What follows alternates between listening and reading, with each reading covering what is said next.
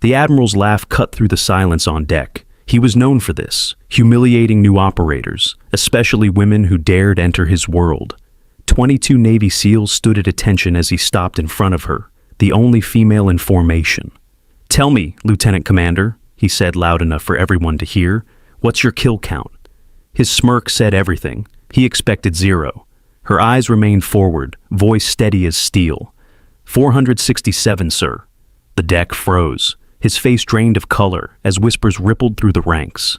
He recognized that number and suddenly remembered exactly who she was. From which city in the world are you watching this video today? If this story resonates with you, consider subscribing for more untold military stories that history tried to bury. The steel deck of the USS Vigilance gleamed under the harsh fluorescent lights, polished to a mirror finish that reflected the tense faces of the 22 Naval Special Warfare operators standing at attention. 21 men and 1 woman. The woman stood at the end of the line, her weathered face expressionless, her posture perfect. Lieutenant Commander Alowen Reeve had learned long ago that stillness was often the best defense. The air in the operations deck tasted of industrial cleaning agents and the salt that somehow penetrated even this sealed environment. The ventilation system hummed quietly overhead, occasionally punctuated by the distant sound of aircraft launching from the flight deck above. Every operator breathed carefully, measuring each inhalation as they waited. The clock on the bulkhead read 0600 hours when the doors swung open with practiced precision. Admiral Thaddeus Blackwood strode through, his chest heavy with decorations that caught the light with each step. 2 aides flanked him, carrying tablets and speaking in hushed tones that stopped abruptly as they entered the room. The formation stiffened further, if that was even possible. Blackwood's reputation preceded him throughout naval special warfare, decorated combat veteran turned bureaucratic powerhouse, known equally for his tactical brilliance and his disdain toward the integration of women into special operations. "At ease," he announced, though no one truly relaxed. His voice carried the practiced authority of a man accustomed to immediate obedience. "Annual readiness inspection. Let's make this quick." He moved through the ranks methodically, occasionally pausing to ask perfunctory questions about equipment readiness or recent deployments. The men responded with practiced efficiency. "Yes, sir." "No, sir." "3 weeks ago, sir." Blackwood barely seemed to register their answers, his attention already moving to the next operator before the previous one finished speaking.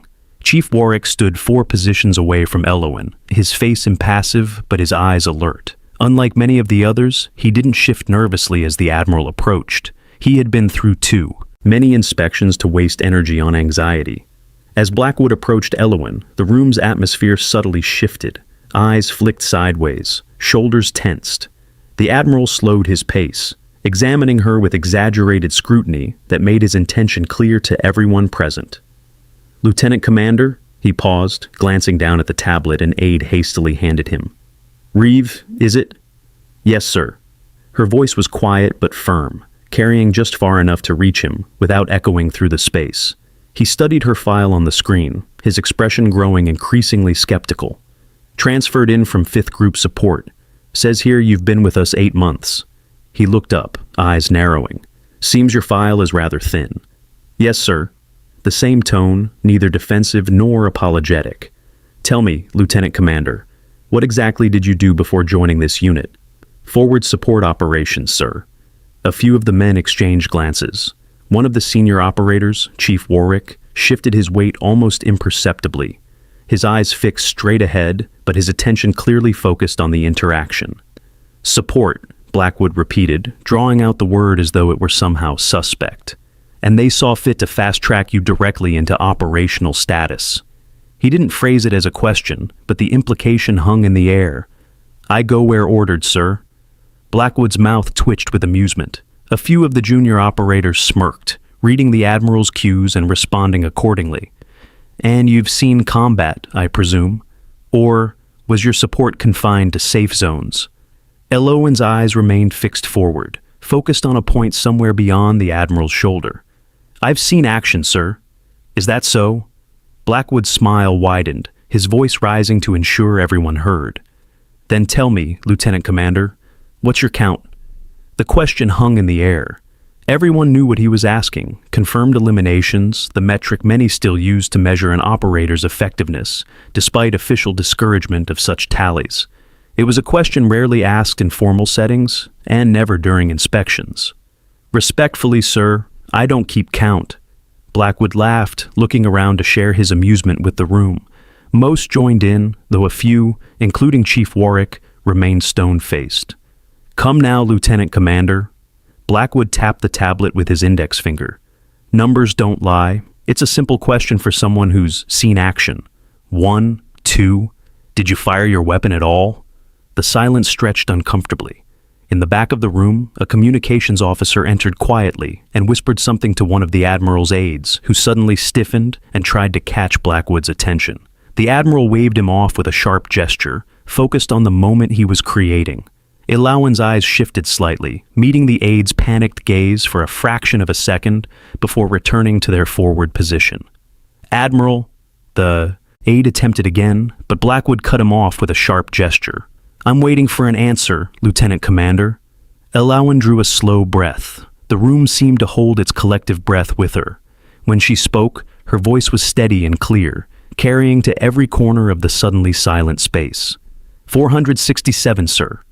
The room froze. The number seemed impossible, larger than what entire platoons accumulated across multiple deployments. The Admiral's smirk remained frozen on his face, but something changed in his eyes.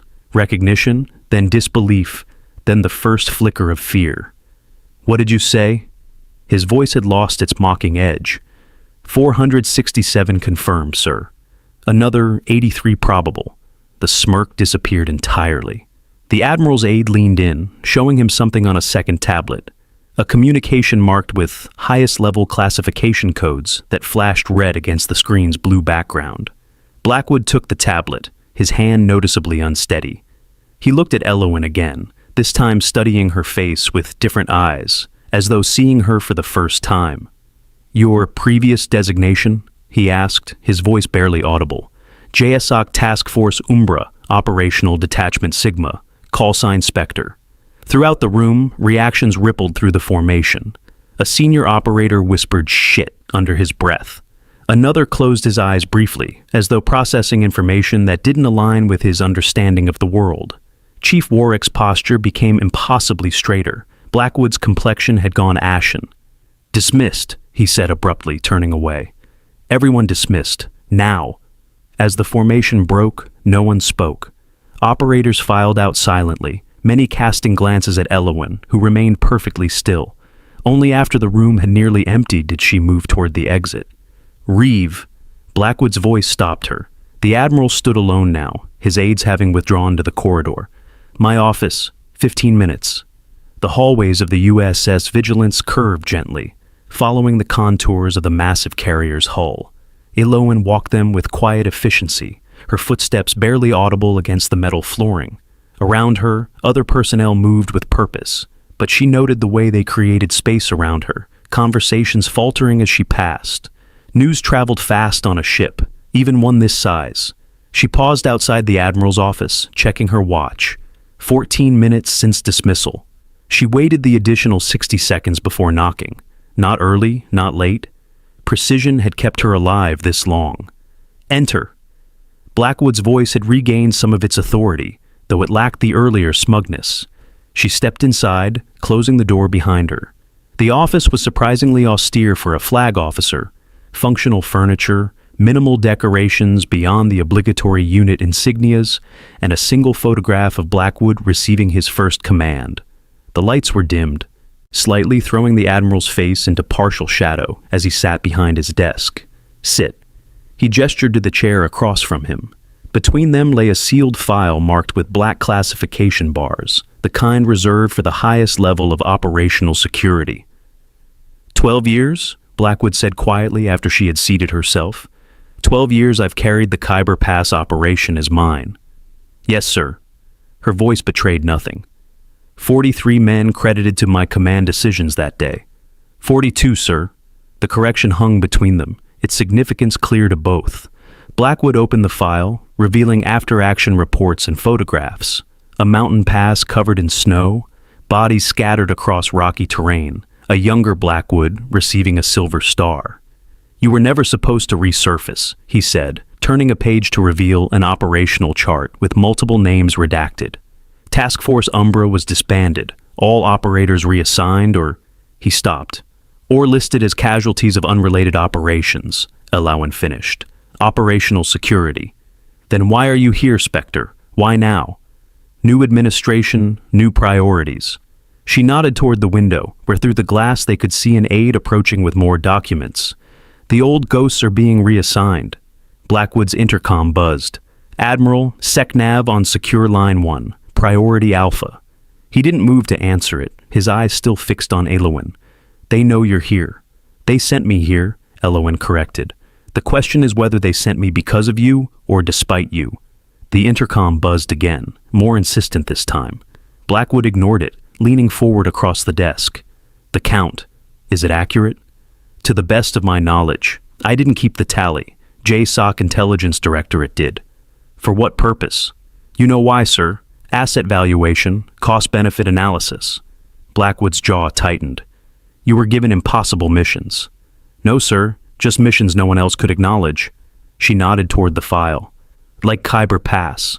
The Admiral closed the file with deliberate care. "What happens next, Spectre?" "That depends on you, sir." For the first time, she leaned forward slightly. "What's in that file is only part of the story. We both know that." The intercom buzzed a third time, and now a light flashed on Blackwood's desk phone, indicating an override. "I have to take this," he said, his eyes still locked with Elowen's. "This discussion isn't over." "No, sir, it's just beginning." She stood and walked to the door, pausing with her hand on the handle. "For what it's worth, Admiral, I never wanted the count. I just did what was necessary so others wouldn't have to." As she closed the door behind her, she heard Blackwood pick up the secure line. "Yes, Mr. Secretary, I understand the sensitivity. Yes, she's here." "No, sir, I don't believe that will be necessary." The ship's passageways seemed different now. Operators who had previously ignored her now tracked her movement with sidelong glances. Two junior lieutenants stopped their conversation entirely as she passed, resuming only when she had turned the corner. The dynamic had shifted, and Elowen noted each change with the precision of someone accustomed to reading environments for threats. By midday, the entire Special Operations contingent aboard the Vigilance had heard about the morning's inspection. The number, 467, traveled through the ship like a current, electrifying conversations and altering perceptions.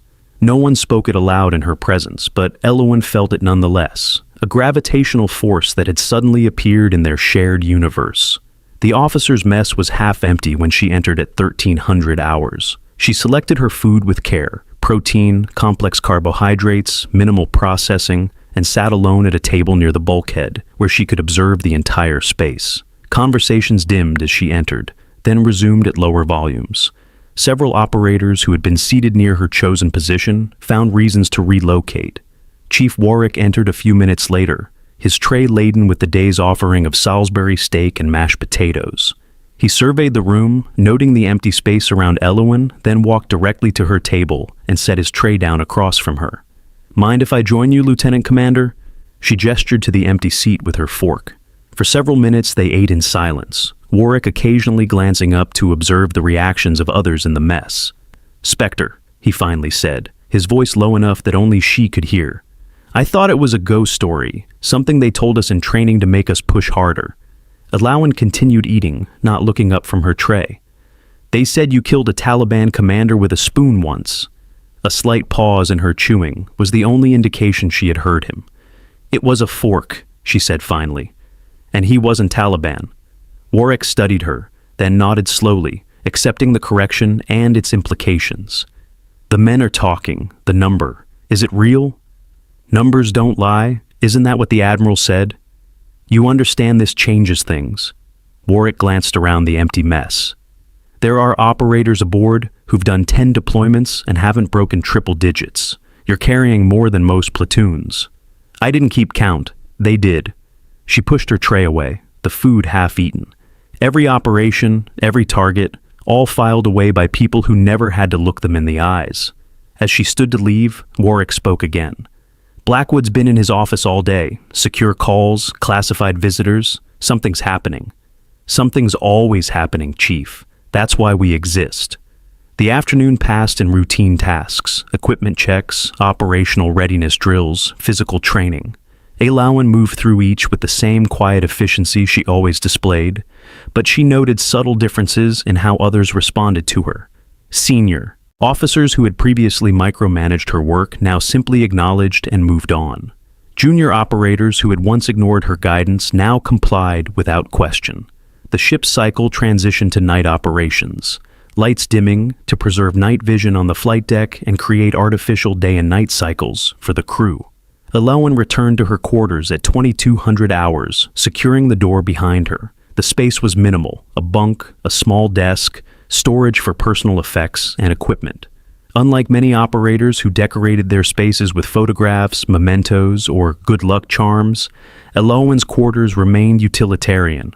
The only personal touch was a small, smooth stone on the desk, dark gray with a single white line running through it. She removed her uniform and changed into PT gear, then began a series of precise stretches, working methodically from her neck down to her ankles. Each movement addressed specific muscle groups that carried the cumulative tension of years of operational stress. The routine was meditative, allowing her mind to process the day's events while maintaining her physical readiness. The revelation of her identity had accelerated a timeline she'd been tracking since her assignment to the Vigilance. Blackwood's reaction confirmed certain suspicions, but raised new questions. The SecNav's direct involvement suggested higher stakes than even she had anticipated. She completed her stretching routine and moved to the small sink, washing her face with cold water. In the mirror, she studied her own reflection dispassionately. The faint scar along her jawline from Kabul, the slight asymmetry to her left eye from the explosion in Karachi, the premature strands of silver in her dark hair. A record of survival etched into flesh. Sleep came easily, as it always did. Another skill honed through necessity. She had trained herself to maximize rest in minimal windows, to wake instantly at the slightest anomaly. 5 hours of deep sleep was sufficient to maintain optimal function. At 200 hours, her eyes opened to darkness. Something had changed in the ambient sound of the carrier, not an alarm or announcement, but a subtle shift in the ship's rhythm that registered in her subconscious. A moment later, her secure tablet activated itself on the desk, the screen glowing blue in the darkness. She was on her feet and across the small space before the device had fully powered on. A message appeared on the screen. Exfil protocol, initiated primary asset. Compromise detection, terminate. Current assignment, proceed to extraction point. Charlie authentication, Sigma 9 Black Lake. She read it once, committing it to memory, then erased the message and shut down the tablet. The authentication code was correct, but the timing was unexpected. Something had accelerated events beyond the planned timeline. She knelt beside her bunk and retrieved a small kit from a concealed compartment in the frame. Inside was a non-standard sidearm with suppressor attachment, documentation with an alternate identity, and communication equipment not issued by the Navy. Tools of a ghost who operated in the spaces between official missions. A soft knock at her door froze her movements. She secured the kit and approached silently, weapon ready but concealed against her leg. "It's Warwick," came a whispered voice from the corridor. "You need to move, now." She opened the door a crack, revealing the chief's face illuminated only by the dim red emergency lighting of the passageway. His expression was grim, tension evident in the set of his jaw. "3 counterintelligence officers boarded during night ops," he said without preamble. "They're checking IDs deck by deck, starting from the bridge. Looking for me? They're not saying, but they're carrying your file photo." Alawan nodded once, processing this information against what she already knew. "You should return to your quarters, Chief. This isn't your operation. Blackwood sent them. Whatever you did in Khyber Pass, whatever he took credit for, he's making sure it stays buried." For the first time, something like emotion crossed Alawan's face.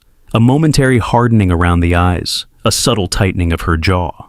"What I did in Khyber Pass was save his life and the lives of 16 others. What he did was leave me behind to complete the mission alone." Warwick's eyes widened slightly. The report said a single operator held the pass for 6 hours against overwhelming forces while the wounded were evacuated. 6 hours, 17 minutes, 42 confirmed eliminations. Her voice remained flat, reciting facts rather than seeking recognition. That's where the count began. A distant sound of boots on metal flooring echoed through the passageway. Warwick tensed, glancing over his shoulder. "Go," she said. "Whatever happens next isn't for witnesses." After he had disappeared around the corner, Elowen closed the door and moved with practiced efficiency. She gathered only essential items: the kit from beneath her bunk, a small medical package from her desk, the stone with the white line. Everything else was replaceable, or, more importantly, traceable. She moved to what appeared to be a solid bulkhead and located a nearly invisible seam near the floor. With practiced movements, she removed a false panel, revealing a narrow passage into the ship's maintenance shafts, an escape route she had identified and prepared during her first week aboard the Vigilance. Standard procedure for an operator who had spent a career planning for contingencies. The distant sound of boots grew louder, accompanied by the low murmur of voices. They were methodical, thorough, checking each cabin, verifying identities. Professional? Elowen slipped into the maintenance shaft, replacing the panel behind her. In the darkness, she moved with the confidence of someone who had memorized the path, navigating by touch and spatial awareness.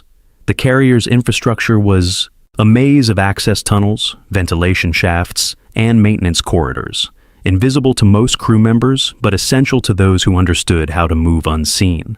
As she navigated deeper into the ship's infrastructure, Elowen processed what Warwick had told her. Counterintelligence officers meant the operation had escalated beyond internal Navy channels. Blackwood was calling in resources from outside his direct chain of command, taking a significant risk by doing so. The question was, why? What in the Khyber Pass operation was worth such exposure? She paused at a junction, orienting herself by the subtle vibrations in the metal surrounding her. The engine room would be 2 decks below, the communications center 1 deck up and forward. If Blackwood was coordinating a hunt for her, that's where the operation would be centered. A sound from behind her, metal against metal, barely audible but distinct from the ship's normal noises. Someone else was in the maintenance shafts, someone who moved with the careful precision of trained personnel. They had anticipated her escape route. Elowen changed direction, moving laterally rather than continuing forward. The Vigilance was a floating city of nearly 6,000 personnel, and somewhere among them were the answers to why a 12-year-old operation was suddenly worth risking careers and violating operational security protocols to keep buried. She needed information before extraction, and for that, she needed access to systems that only existed in one place on the carrier, the ship's communications center. Have you ever witnessed someone being underestimated, only to reveal extraordinary skill or talent when it mattered most?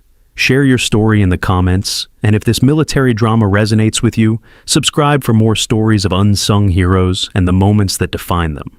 The ship's communications center hummed with electronic activity, screens casting a blue glow across the faces of duty personnel. 3 counterintelligence officers moved with practiced efficiency between terminals, their dark uniforms lacking insignia or identifying marks. The lead officer approached the communications duty officer, a young ensign who straightened visibly at their approach. "We need access to Secure Channel 7, the lead officer said, displaying credentials that made the ensign swallow hard. "That's the Admiral's private channel, sir. I don't have authorization." "We do?" The officer slid a signed order across the console. The ensign studied it, his expression shifting from resistance to reluctant compliance as he recognized the authority behind the signature. "System coming online now, sir," he said, fingers moving across his keyboard. As the terminal activated, the overhead lights suddenly cut out, plunging the room into darkness except for the glow of monitors. Emergency lighting flickered on seconds later, casting everything in a deep crimson that transformed the space into a surreal landscape of shadows and silhouettes. "Security breach," one of the officers said, drawing his weapon. "Lock down the—" The words died as Elowen emerged from behind a server bank, moving with a speed and precision that seemed impossible in the limited light. The first officer registered only a blur of movement before finding himself face down on the deck, arm twisted precisely to immobilize without permanent damage. The second reached for his sidearm, but froze as fingers pressed against a nerve cluster in his neck. The third had time only to turn before a precisely calculated strike rendered him unconscious.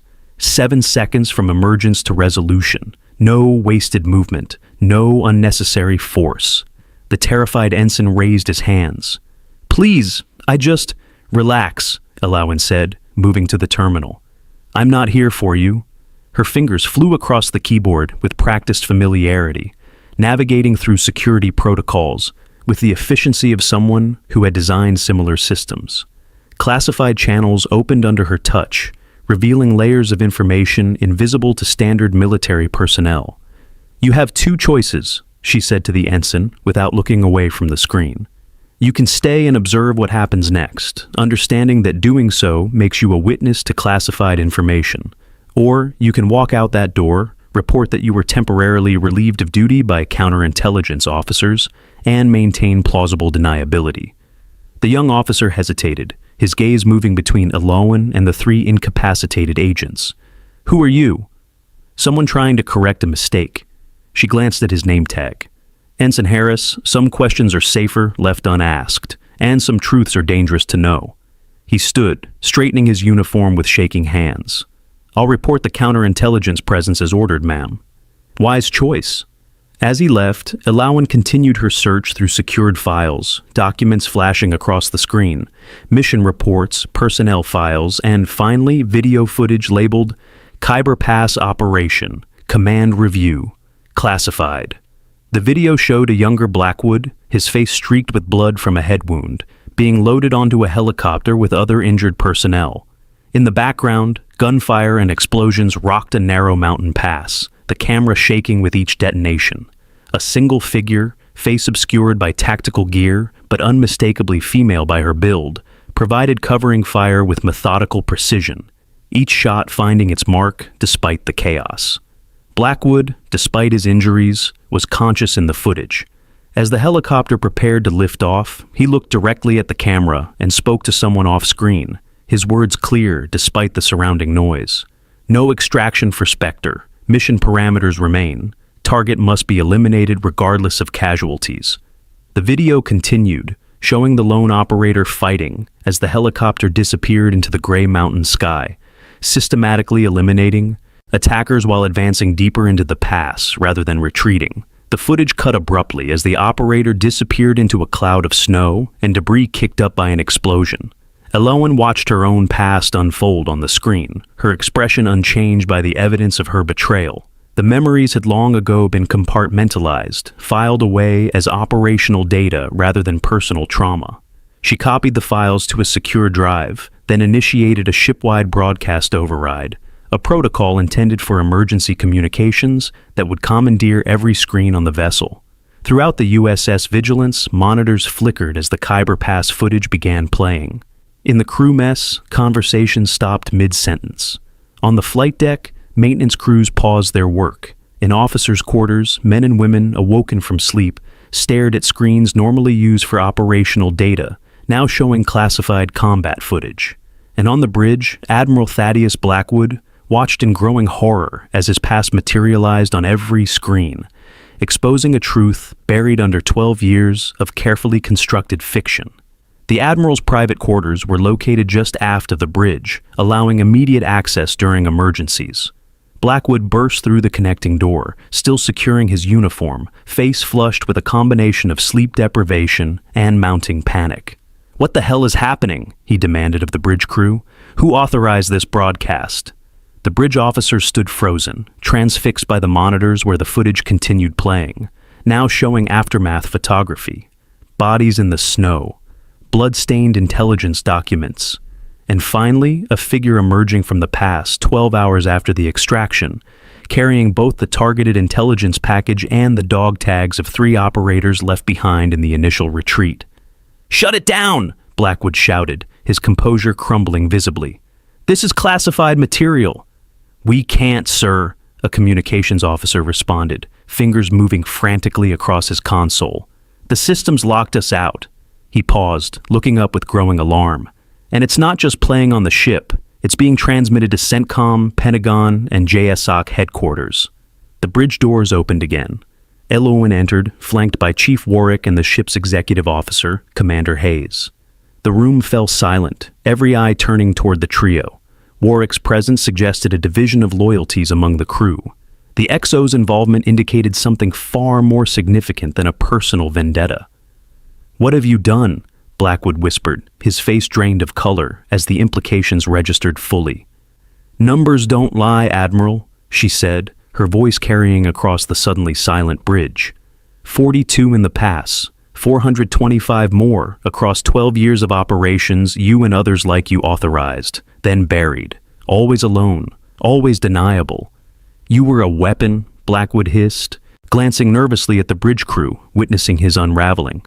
"Nothing more, a tool to be used and discarded when necessary." "No, sir." For the first time, real emotion filled her voice. Not anger, but a quiet certainty that carried more weight than rage ever could. "I was a soldier who never left anyone behind, not even the ones you abandoned."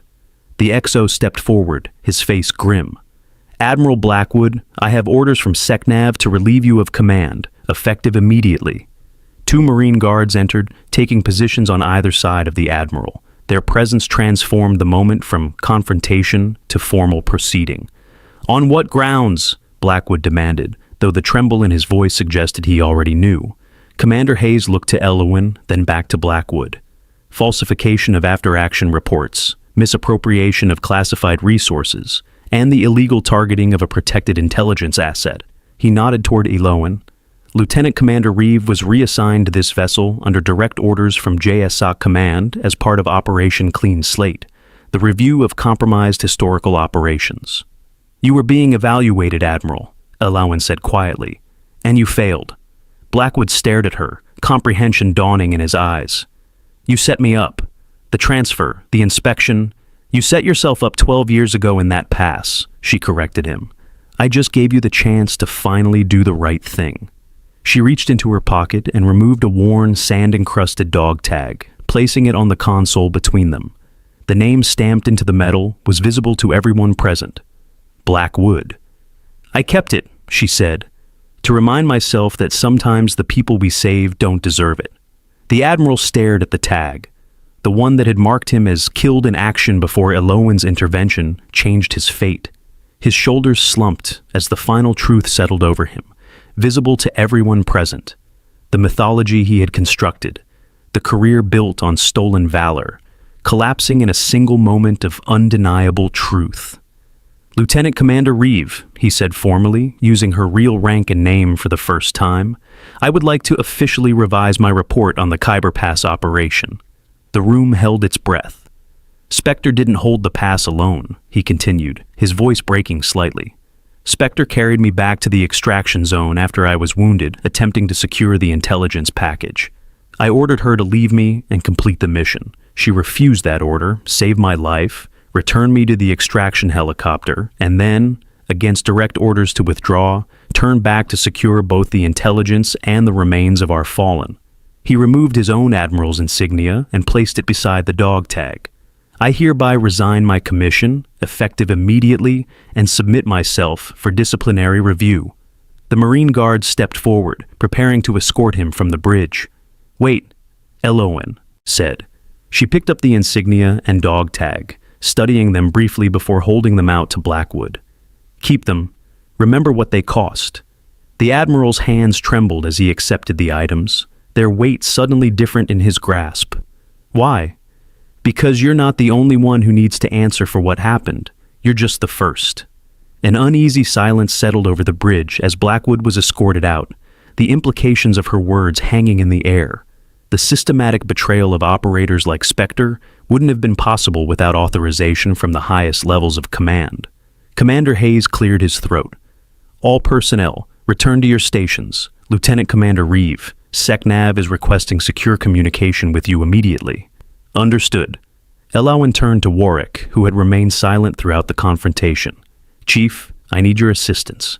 He nodded once, professional mask firmly in place despite the extraordinary events he had just witnessed. "Lead the way, ma'am." As they exited the bridge, the regular rhythm of the carrier began to reassert itself. Orders were given, acknowledged, executed. The vast machinery of naval operations continuing despite the momentary disruption.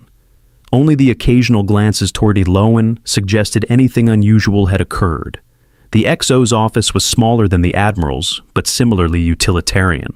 Hayes closed the door behind them, engaging the security lock before activating the secure communication system built into his desk. "SecNav, standing by on encrypted channel 1, he said, stepping back to allow Eloan access.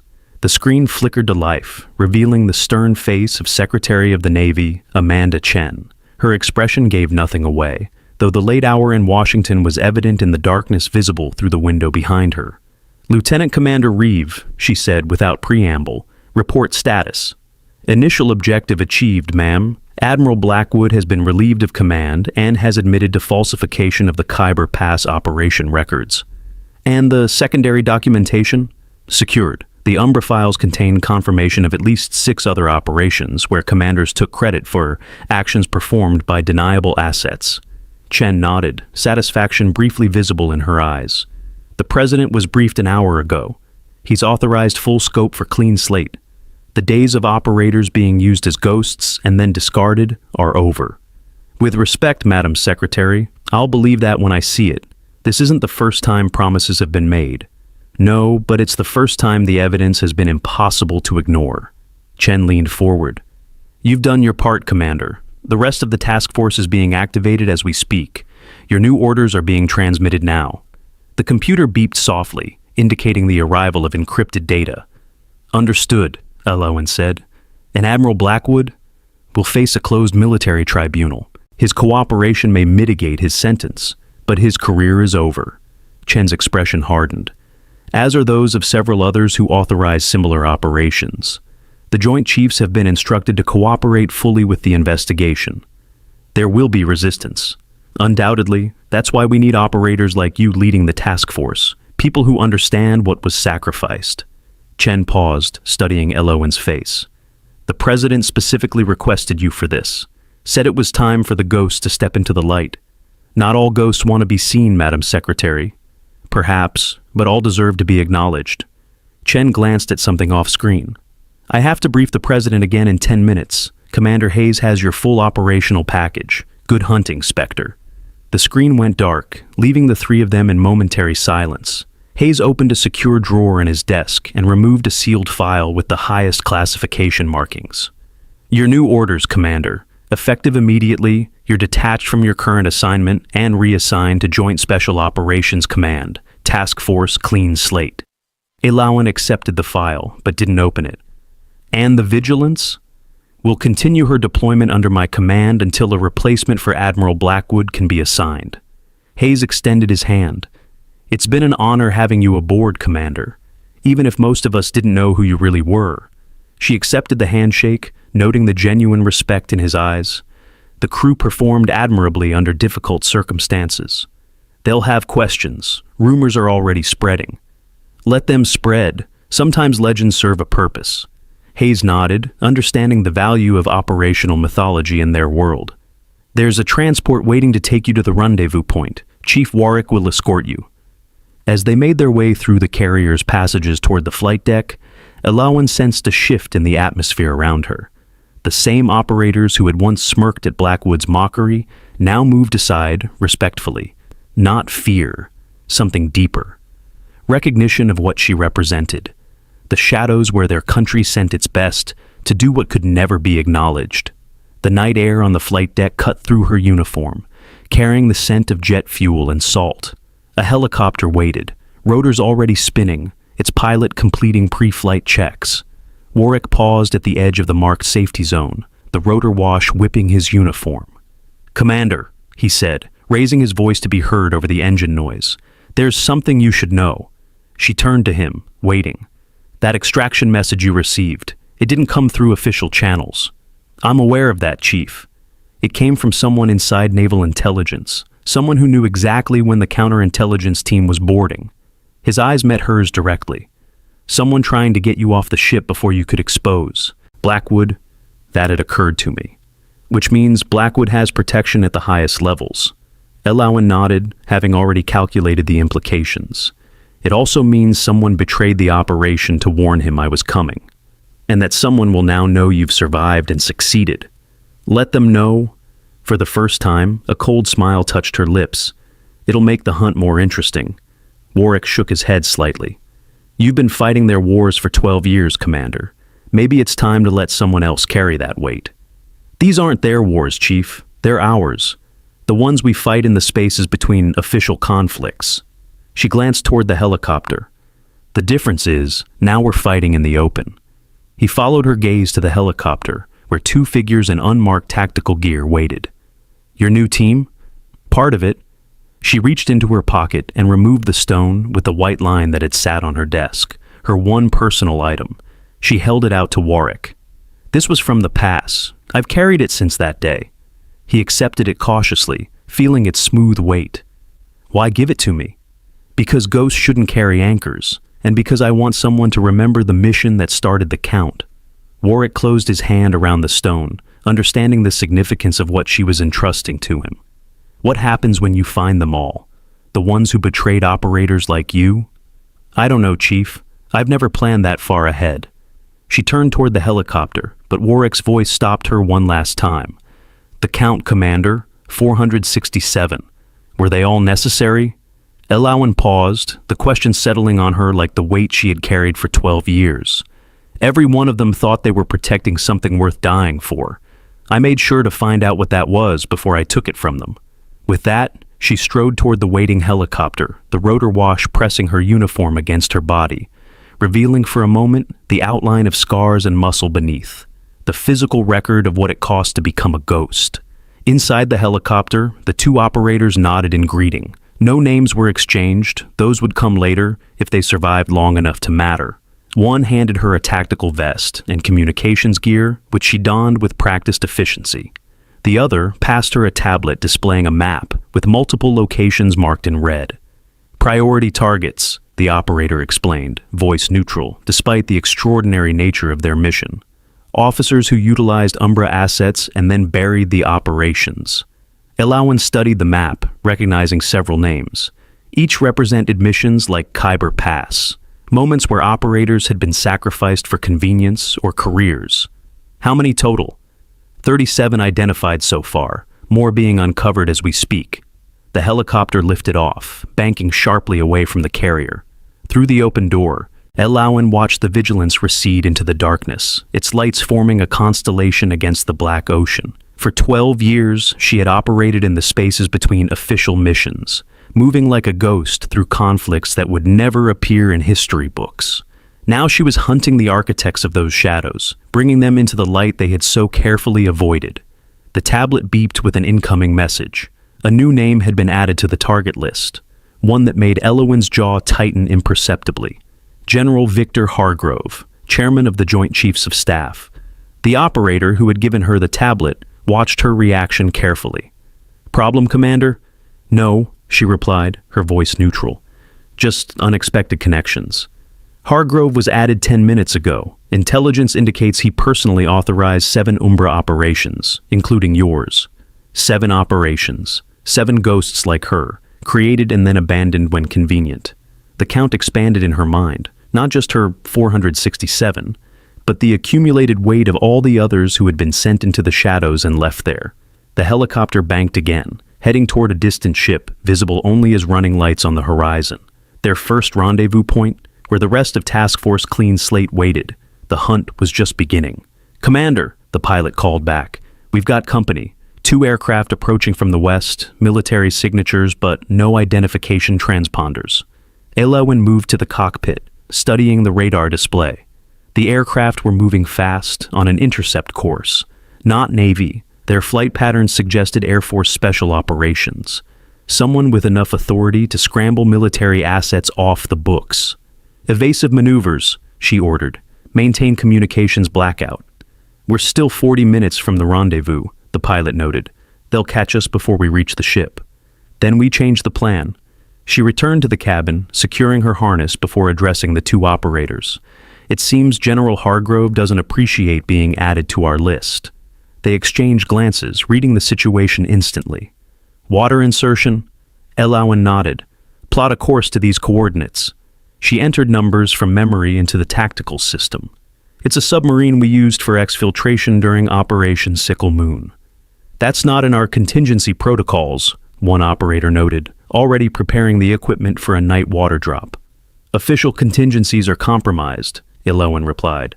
From now on, we operate on protocols known only to Umbra survivors. Understanding dawned in their eyes. This wasn't just a mission to expose those who had betrayed operators. It was being led by one of the betrayed who had spent years planning for this moment. The official task force was just the visible layer of a much deeper operation. The pursuing aircraft drew closer, their signatures now clearly visible on the tactical display. High-performance interceptors, armed and closing fast. 2 minutes to optimal drop position, the pilot announced, descending to 50 feet above the churning ocean. They're locking weapon systems. Elowen secured her final equipment check, face illuminated by the red cabin lights. In her expression, there was no fear, only the cold calculation of someone who had survived impossible odds before. Ready for water insertion in 60 seconds. As the cabin door slid open, revealing the dark ocean below, one of the operators leaned close to be heard over the roaring wind. "Commander, if this goes wrong, what's the contingency?" Elowen checked her oxygen supply one final time. "Find the others. There are 12 Umbra survivors still alive. They know what to do if I don't make the rendezvous." The operator's eyes widened slightly. "You've been planning this for years. Since the moment they left me in that pass." She moved to the door, poised at the threshold between the helicopter and the vast darkness below. 467 wasn't just a count, it was preparation. With that, she stepped into the void, disappearing into the black water as missile lock warnings blared through the helicopter's systems.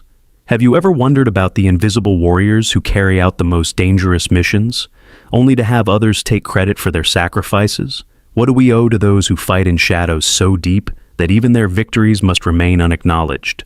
Share your thoughts in the comments and subscribe to follow Elowen's hunt for justice in the conclusion of this story.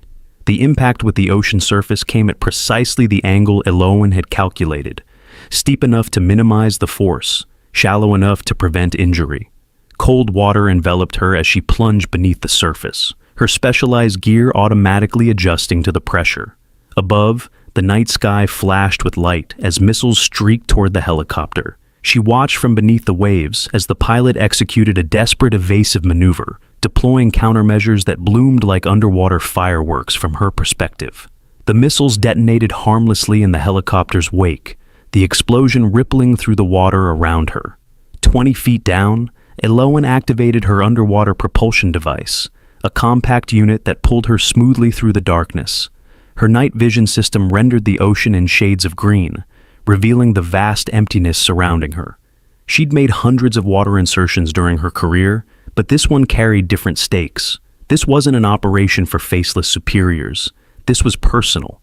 The coordinates she'd memorized from Operation Sickle Moon led her 3 miles southeast, where the ocean floor suddenly dropped into a deep channel. There, hovering in the darkness like a shadow within shadow, waited a submarine, an Ohio-class vessel officially listed as being in port for maintenance on the other side of the world. A lockout chamber opened in the submarine's hull as she approached. The interior illuminated with red light as she swam inside, the chamber ceiling behind her.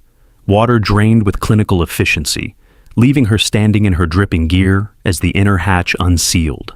A single figure waited on the other side, a woman in her 50s, silver-streaked hair cut in a practical style, wearing the uniform of a naval captain without insignia.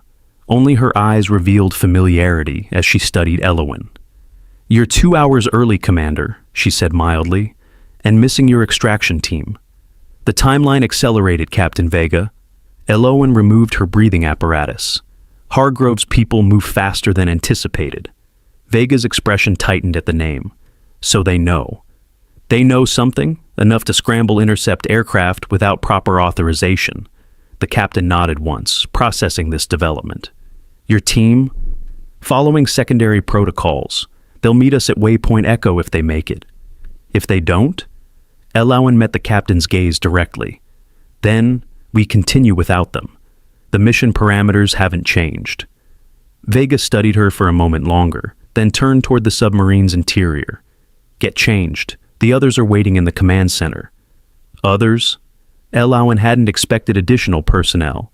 A ghost of a smile touched Vega's lips. "You're not the only shadow they tried to erase, Commander." The submarine's command center had been converted from its original purpose, weapons control stations repurposed for intelligence operations. As Elowen entered, now dressed in dry, tactical gear, she found herself facing 5 individuals arranged around a central holographic display.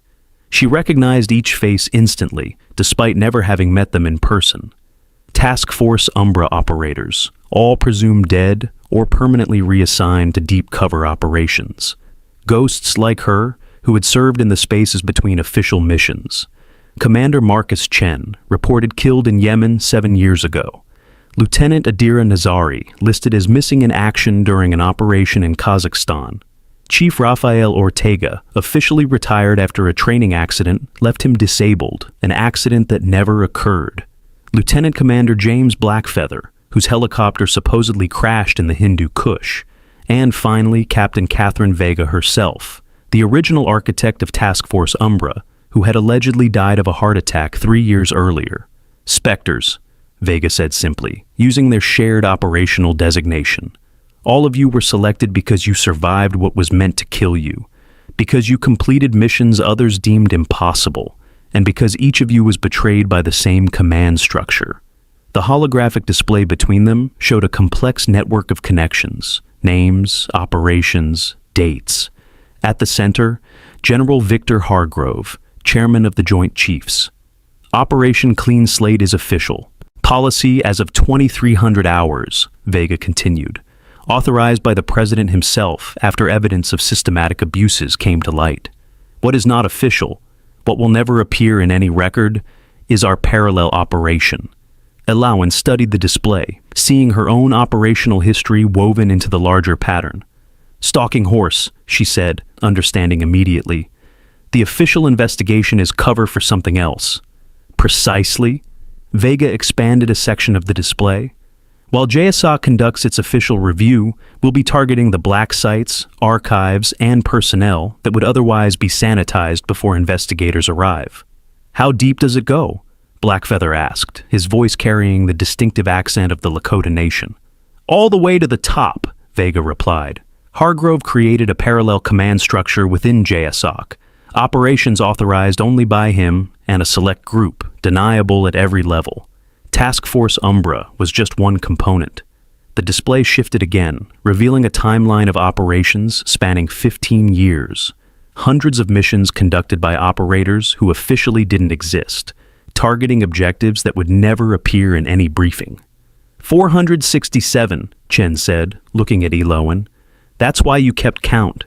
I kept nothing, she corrected him. They did. Every elimination quantified, evaluated, documented. Asset efficiency metrics.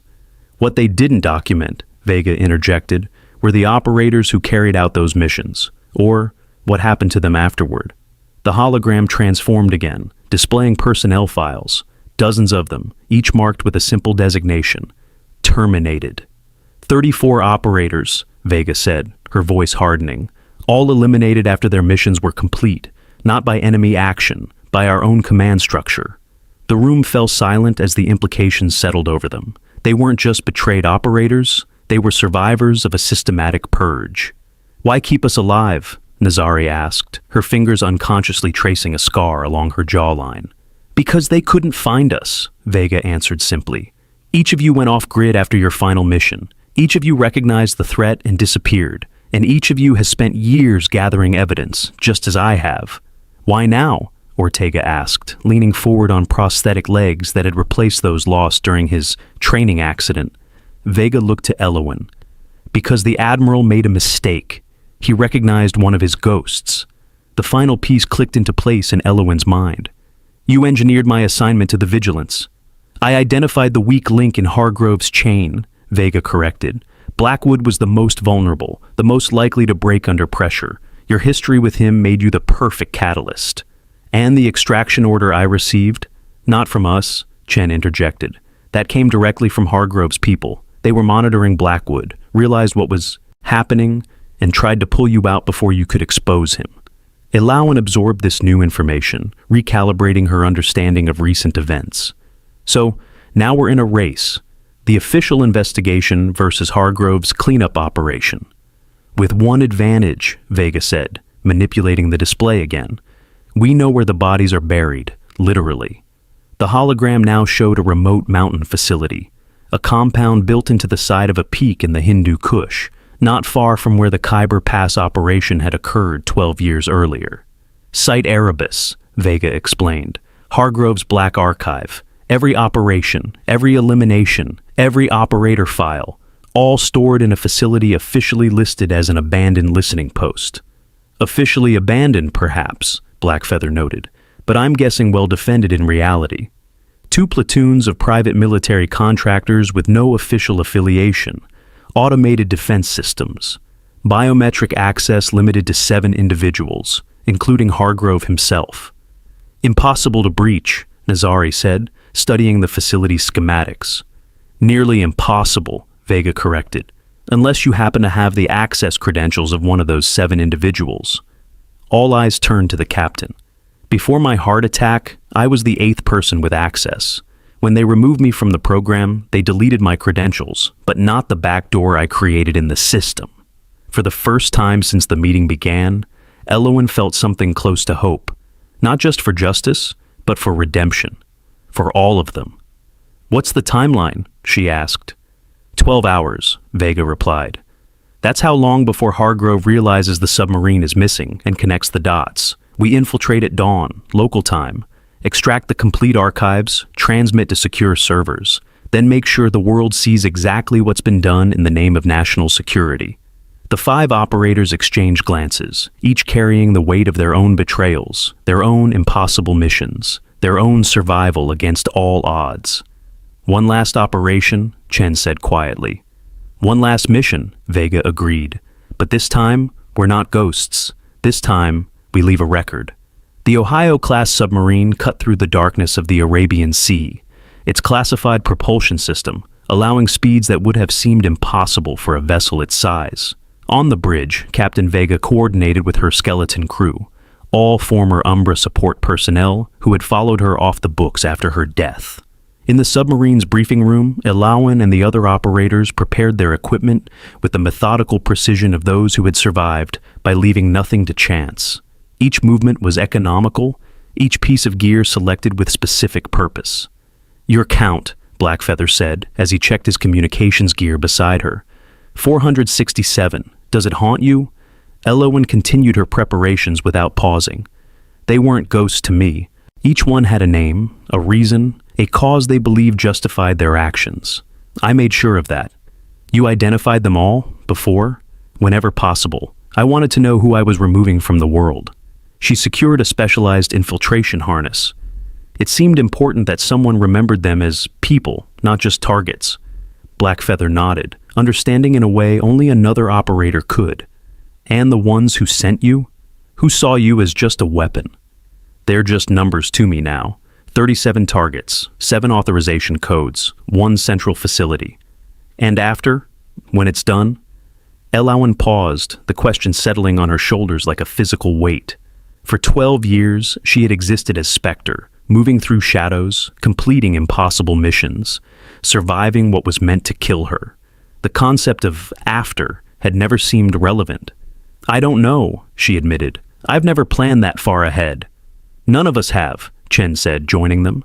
That's why they chose us. People who live only for the mission are easier to discard when it's complete. The submarine's intercom activated with Captain Vega's voice. Approaching insertion point, all operators to deployment.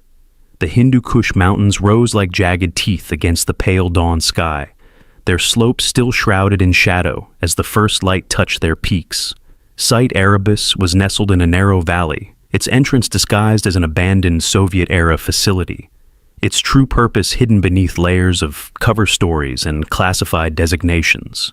6 figures moved through the pre-dawn darkness, their thermal signatures masked by specialized gear, their approach taking advantage of blind spots in the facility's sensor grid. Captain Vega led, her movements belying her age, her knowledge of the facility's defenses guiding their path. Perimeter sensors in 30 seconds, she murmured into her communications unit. Ortega?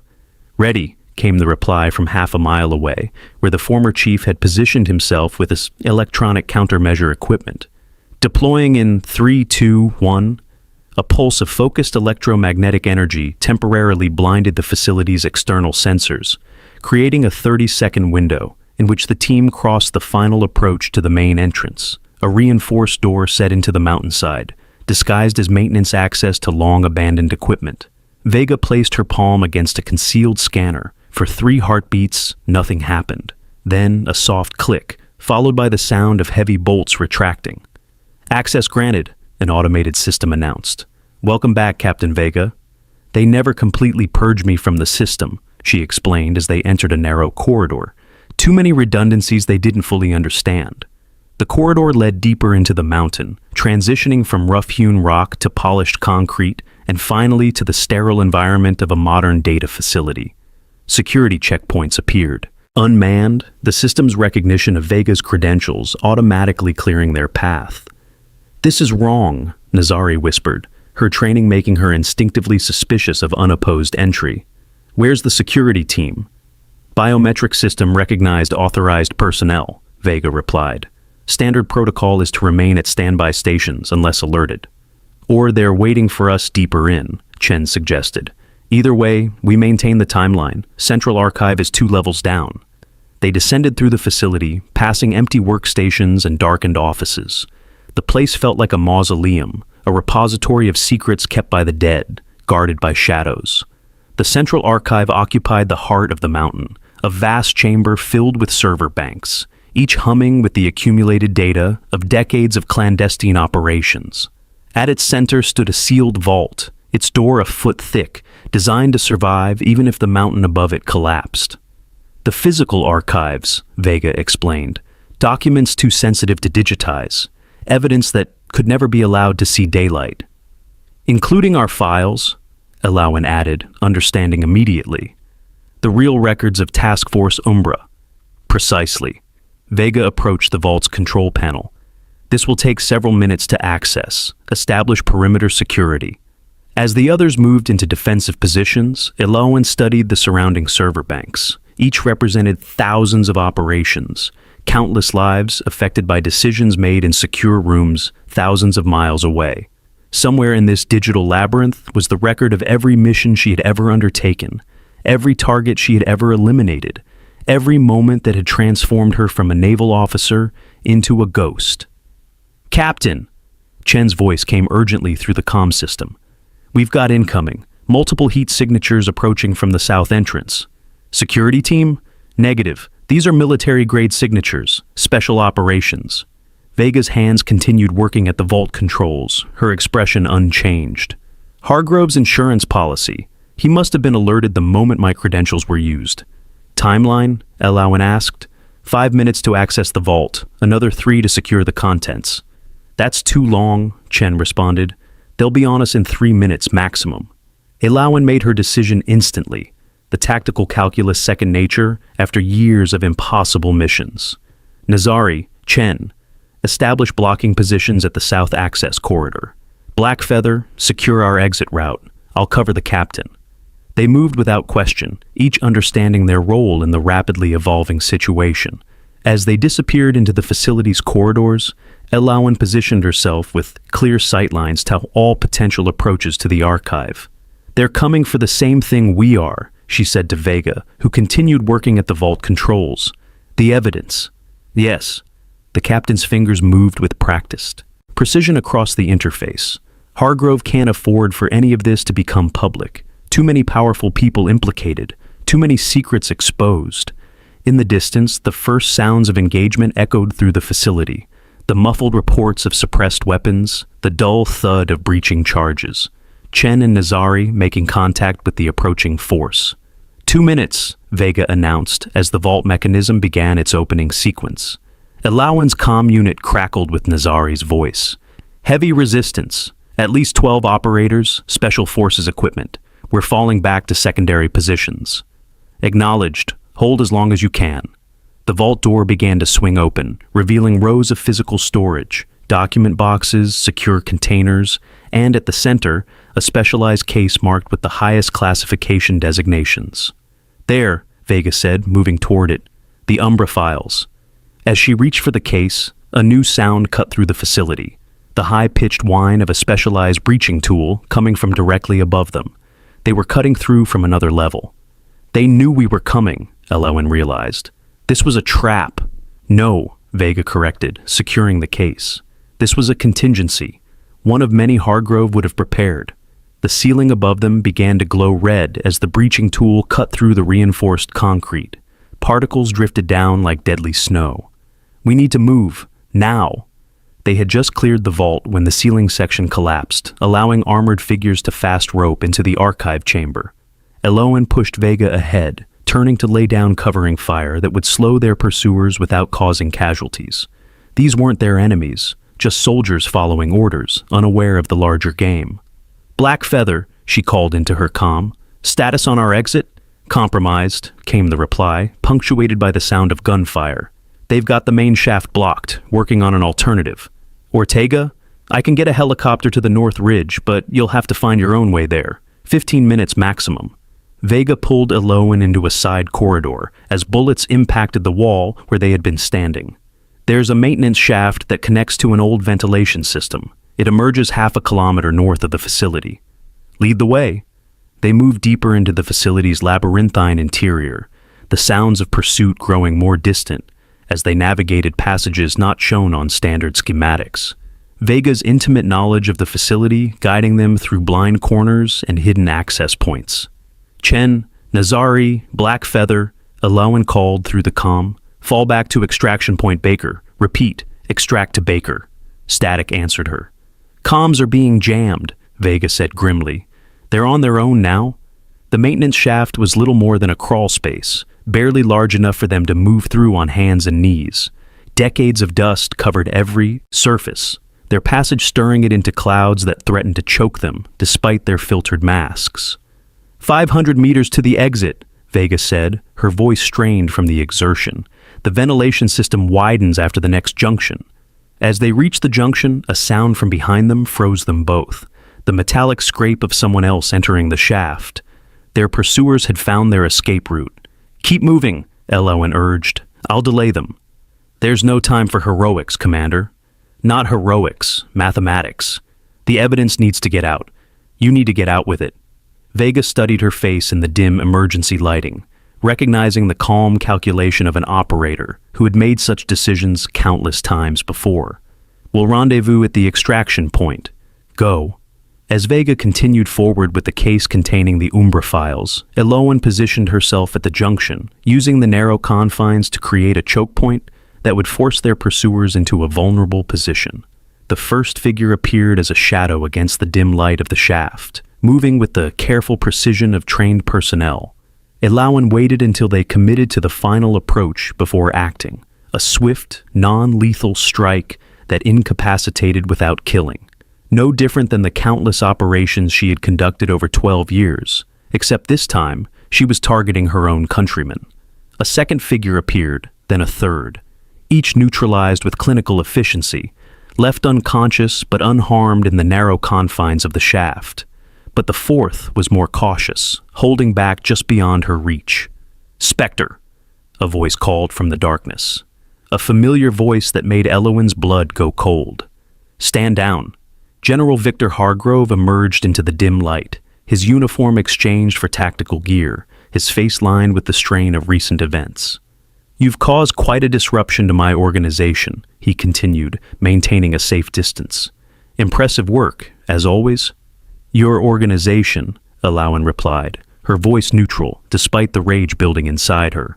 "Not the country's, not the services, yours. A necessary distinction in our line of work. Some operations require complete deniability. Some decisions can never see daylight. Like eliminating your own operators after they've served their purpose." A flicker of something, not quite regret, not quite pride, crossed his face. "Operational security. The same reason you exist as a ghost. The same reason your count was allowed to grow so high." 467, she said, the number carrying new weight in his presence. "Plus, 34 operators eliminated after completing their missions. An unfortunate necessity. Was I to be 35? Hargrove didn't answer immediately, his silence more damning than any confession. "The Khyber Pass operation," he finally said. "You were supposed to die there. Blackwood was ordered to leave you behind permanently, not just for the extraction. Your survival was unexpected, as was my continued effectiveness afterward. Yes, you became too valuable to eliminate immediately. A calculation error on my part." Elowen heard what he wasn't saying, that her elimination had merely been postponed, not cancelled, that each subsequent mission had been intended to be her last. "The others," she said, "the ones who escaped you, they were similar miscalculations?" Each represented a unique failure in the system, lessons learned and applied to subsequent operations. He gestured to the shaft behind him. "But now it's time to close those loops. Come in voluntarily, and I can ensure the others survive. Resist, and everyone associated with this operation will be eliminated, including the submarine crew." For 12 years, Elowen had followed orders without question, had eliminated targets based on information provided by superiors, had trusted the system she served, even as it used her as an expendable tool. The weight of 467 eliminations had been bearable because she believed in the necessity behind each one. Now that certainty was gone, replaced by the knowledge that she had been wielded by people who saw her as nothing more than a weapon to be discarded when convenient. "Your count is 467, Hargrove continued. "An impressive record of service, one that would be recognized appropriately once this situation is contained." "My count," she corrected him, "is 501. 34 operators eliminated without cause or justice, and you, General, making 501. Hargrove's hand moved toward his sidearm, but Elowen was already in motion, a blur of movement in the confined space, executing maneuvers specifically designed for close-quarters combat. Not to kill, but to incapacitate, not out of mercy, but out of justice. The general collapsed unconscious, joining his men in the narrow shaft. Elowen secured him with restraints, then took something from his tactical vest, an authentication key required for the highest level of classified communications. The path to the surface was clear now, the ventilation shaft widening as Vega had promised. Elowen emerged into the crisp mountain air just as dawn fully illuminated the peaks around her. In the distance, she could see the contrails of approaching aircraft, the beginning of the official Operation Clean Slate investigation, right on schedule. On a ridge half a kilometer away, a helicopter waited, its rotors already spinning. Through her tactical binoculars, Elowen could see Captain Vega at the open door, the case containing the Umbra files secured beside her, no sign of the others yet. Her comm unit crackled back to life as she cleared the jamming range of the facility. "Commander," Ortega's voice came through. "Blackfeather and Chen are aboard. Nazari is approaching from the east slope. ETA 2 minutes. What's your status?" "Package secured," she replied. +1. Additional asset. Hargrove. Unconscious but intact, ready for delivery to the official investigation team. A momentary silence then. "Understood. We'll hold for your arrival." Elowen began moving toward the ridge, Hargrove's authentication key secure in her gear. With it, they could access every system he had used to orchestrate his shadow operations, exposing not just Task Force Umbra, but the entire parallel structure he had created. The morning sun illuminated the mountains around her, turning the snow-capped peaks to gold. After 12 years in shadow, the light felt strange, exposing, yet somehow liberating. For the first time since the Khyber Pass operation, since the moment her count began, Elowen allowed herself to consider what might come after. Not as Spectre, the ghost who moved through shadows eliminating targets. Not as a weapon to be wielded by others and then discarded, but as Lieutenant Commander Elowen Reeve, bringing into the light what had festered too long in darkness. The helicopter waited on the ridge, her team, no longer ghosts but comrades, securing their hard-won evidence. The official investigation aircraft drew closer, their arrival marking the beginning of a reckoning long overdue. Elowen reached the crest of the ridge just as Nazari emerged from the eastern approach, both of them converging on the waiting helicopter. Behind them, the entrance to Site Erebus was now visible in the morning light, no longer a shadow within shadow, but exposed for what it was. As she boarded the helicopter, Captain Vega handed her a satellite phone. "Secure channel to SecNav and the President. They're waiting for confirmation." Elowen took the phone, feeling the weight of transition from deniable asset to official witness. "This is Lieutenant Commander Reeve. Operation Stalking Horse complete. Primary objective secured, including General Hargrove. Recommend immediate implementation of clean slate protocols at all identified sites. The voice that responded carried the unmistakable authority of the Oval Office. Understood, Commander. Well done.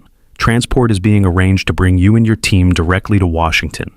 It's time the country knew what was done in its name and who really kept them safe. As the helicopter lifted off, banking away from the facility where so many secrets had been buried, Elowen looked down at the unconscious form of General Hargrove. Not a target eliminated, but a conspirator exposed. Not another count added, but a system dismantled. The stone from Khyber Pass was gone now, given to Warwick aboard the Vigilance. Her one anchor to the past, to the moment when she became Spectre, released so she could move forward unburdened. 467. A number that had defined her existence for 12 years. Each one a person, each one a decision, each one a weight carried in silence. Now that weight would be shared, distributed among those who had given the orders, who had designed the system, who had treated operators as expendable tools rather than human beings serving their country at the highest cost. The helicopter banked again, heading toward the rendezvous with the submarine that would take them to their official extraction point. Below, the official investigation teams began landing at Site Erebus, their arrival marking the transition from shadow operation to public accounting. What now? Nazari asked from across the cabin, her question encompassing all the uncertainty that came with emerging from the shadows.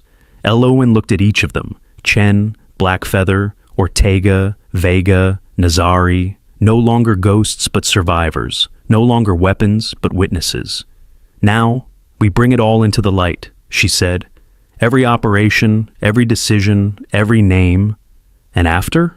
Blackfeather asked, echoing his question from the submarine. For the first time in 12 years, Elowen allowed herself to consider the possibility of after, not as a theoretical concept, but as a tangible future. After, she said, we count different things. The helicopter continued westward, leaving behind the mountain facility and all it represented. In her mind, Elowen could already see the proceedings that would follow: congressional hearings, military tribunals, public reckonings. The country confronting what had been done in the shadows of its wars. But beyond that lay something she had never permitted herself to imagine. A life not defined by elimination counts or operational parameters. A future where the skills that had kept her alive might serve different purposes. Where the precision and focus that made her lethal could be channeled toward healing what had been broken. In herself, in her comrades, in the system they had served. The sun climbed higher, illuminating the vast landscape below.